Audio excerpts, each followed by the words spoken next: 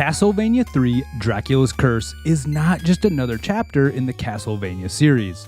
It's a pivotal moment that redefined what a platformer could be. Released in Japan in 1989 and in North America in 1990, this game hit the shelves during the golden age of the NES.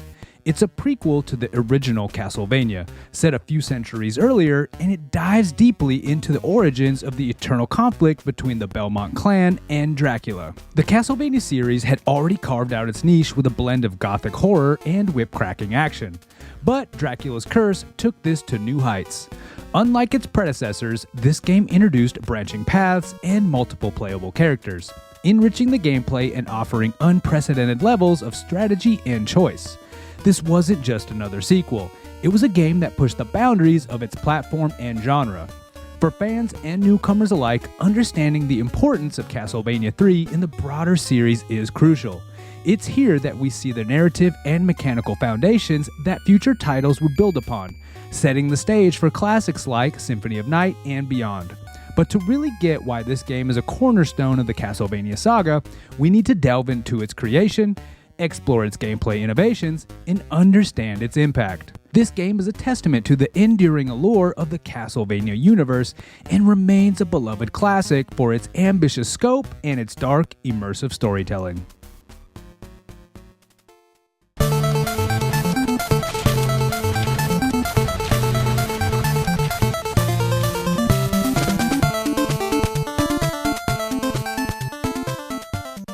The development of Castlevania III: Dracula's Curse marked a significant evolution in the series, fueled by a desire to both return to its roots and innovate beyond previous limitations. Spearheaded by Konami, the development team, led by producer and director Hitoshi Akamatsu, set out to create a game that not only challenged players but also expanded upon the narrative depth and gameplay mechanics of its predecessors. Akamatsu, who was influenced by classic horror cinema, aimed to infuse the game with a cinematic feel. This influence is evident in the game's dramatic storytelling and atmospheric settings, pushing the NES hardware to its limits. The team faced considerable technical challenges, particularly in terms of memory constraints. The NES cartridge had limited space, and incorporating multiple characters, extensive branching paths, and detailed graphics was no small feat. In response to these challenges, the team developed a custom memory management system that allowed them to store more graphical data than typical games of the time. This system enabled the rich,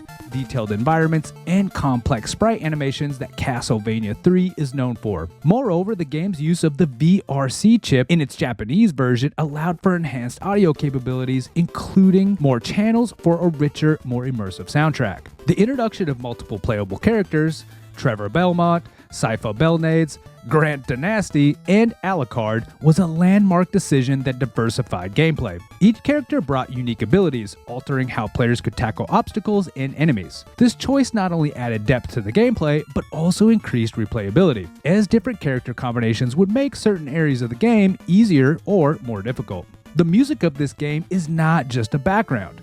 It's a driving force that enhances the gothic atmosphere and emotional depth of the game. Composed by Hidenori Maezawa, Jun Funahashi, and Yuki Morimoto, the soundtrack is often celebrated as one of the best in the entire NES library, embodying the dark, brooding essence of the Castlevania series. The composers utilized the VRC6 sound chip in the Japanese version of the game, which allowed for richer and more complex audio capabilities than the standard NES cartridges. This chip added 3 additional sound channels to the NES's initial 5, enabling the composers to create a layered orchestral feel with more distinct melodic lines and harmonies. Although the international versions didn't include the VRC6 chip, the soundtrack was skillfully adapted to fit the standard hardware without losing its dramatic impact. The development of Castlevania III: Dracula's Curse was a labor of love and innovation. The team's dedication to pushing the NES to its limits created a game that was both a technical marvel and a profound expansion of what the series could offer. Their efforts paid off, setting a high bar for narrative and mechanical complexity that would influence countless future titles in the series.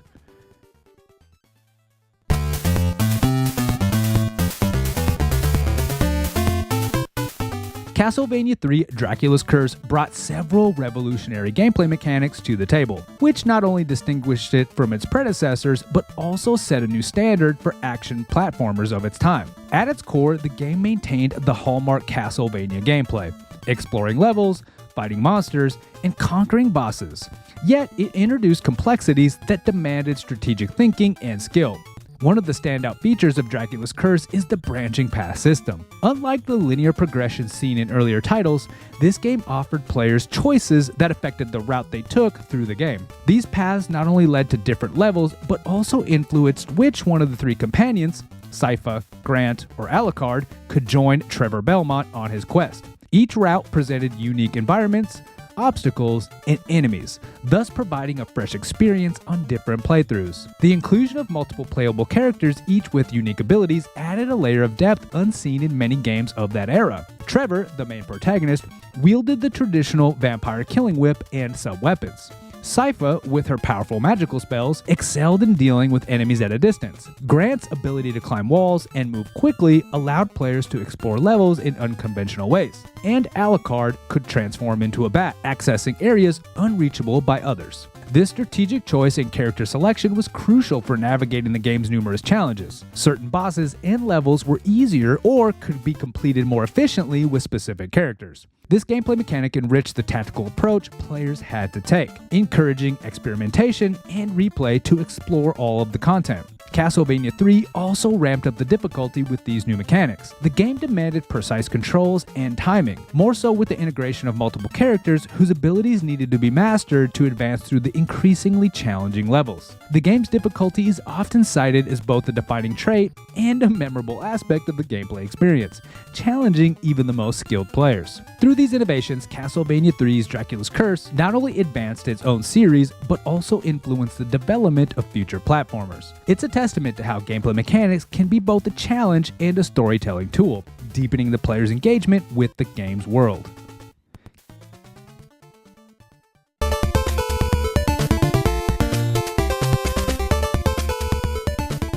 Castlevania III Dracula's Curse is set in the year 1476, a time when the shadows of supernatural dread loom over Europe.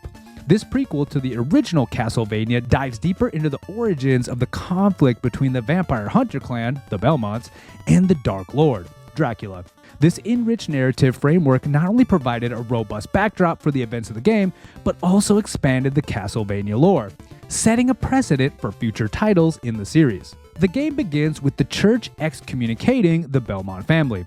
Feared for their supernatural powers, yet, paradoxically, it's a Belmont, Trevor, who is called upon to beat Dracula. This dichotomy adds a layer of complexity to the narrative, emphasizing themes of redemption, sacrifice, and the battle between predestined duty and societal ostracism. As players navigate through the cursed land of Wallachia, they encounter and can recruit three other central characters, each with their own backstories and reasons for confronting Dracula. Sypha Belnades, a powerful sorceress disguised as a priest, was petrified by the forces of darkness and, once freed by Trevor, seeks to eradicate evil with her devastating magical abilities. Grant Dynasty, my personal favorite, a pirate whose family was killed by Dracula's armies, initially appears as a boss enemy under a curse, but joins Trevor after being defeated and freed. Alucard, Dracula's son, tired of his father's despotism over humanity, awakens from a self-imposed slumber to destroy Dracula, hinting at deeper familiar conflicts within the narrative. The setting of Dracula's Curse is meticulously crafted with gothic elements typical of the series, yet it incorporates more diverse locales like haunted ships, cursed clock towers, and foreboding forests, each designed to reflect the game's dark themes and characters' personal journeys. The game effectively uses its environments not just as challenges, but as narrative tools that enrich the storytelling, making each level feel like a chapter in a larger epic. The integration of these characters into the storyline isn't just a gameplay mechanic, but a narrative choice that allows the players to experience the story from multiple perspectives, enhancing the depth and emotional resonance of the quests. This approach to narrative design, melding character development, setting, and gameplay, was somewhat pioneering at the time and contributed significantly to the lasting impact of Castlevania III on the gaming landscape. The game's ability to weave a compelling story through its setting and character interactions remains a benchmark for how narratives can be structured in video games.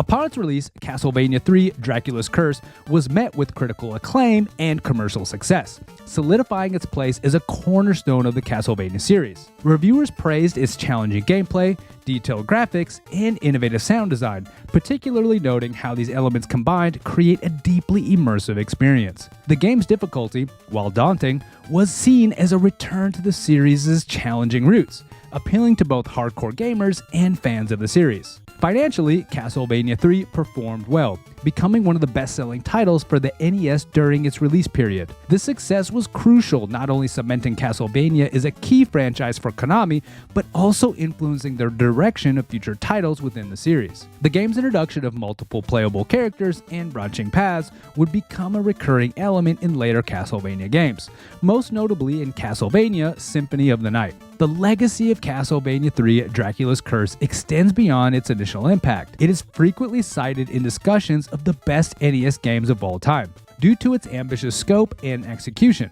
The game has also maintained a vibrant presence in modern gaming culture, with appearances in various media including other games, merchandise, and even the Netflix animated series, which draws heavily from its plot and its characters. The fan community has kept Dracula's Curse alive through various means, including speedrunning. The game is a popular choice for speedrunners due to its complex level design and multiple pathways, which allow for a variety of strategy and routes. This aspect of the game has been showcased in numerous gaming conventions and live streams, further cementing its place in the gaming community. Within the Castlevania series itself, Dracula's Curse stands as a critical juncture.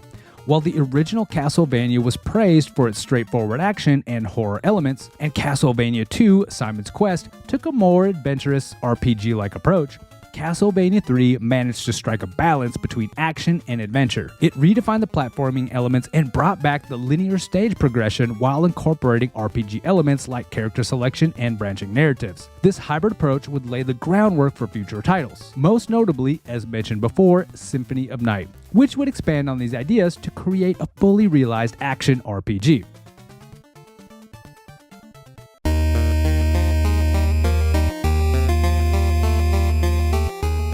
So there you have it, Castlevania III: Dracula's Curse.